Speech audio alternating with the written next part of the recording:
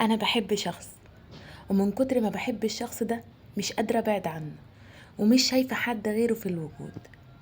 طيب هل ده اسمه حب؟ لا، ده اسمه تعلق. تعلق بالشخص ده لدرجة ان انتي مش عايزاه يتعامل مع حد غيرك انتي بس.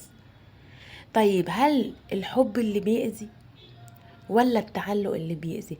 في كلتا الحالتين انت بتتأذي وبتتوجع، لكن ايه الاكتر اللي بيخليك تتأذي؟ التعلق.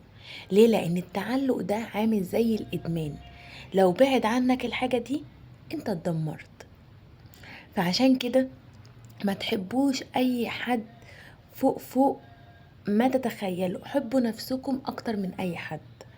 ساعتها لو الشخص اللي قدامك، طب ما ممكن بعد ما انت حبيته ما يكونش شخص كويس، ساعتها انت اتدمرت، لان هو اصلا ما بيحبكش، هو بيتسلى بيك.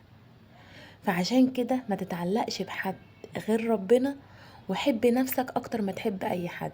ساعتها لو جه الشخص اللي مش مناسب ساعتها مش هتتوجع، ولو جه الشخص المناسب ساعتها هتحمد ربنا. ليه؟ لان انت اخترت او شغلت عقلك قبل قلبك، فانت اخترت صح. وما تنسوش تعملوا لايك وسبسكرايب وكومنت وقولوا لي ايه بالنسبة لكم ومن وجهة نظركم، الاصعب الحب ولا التعلق؟ باي باي.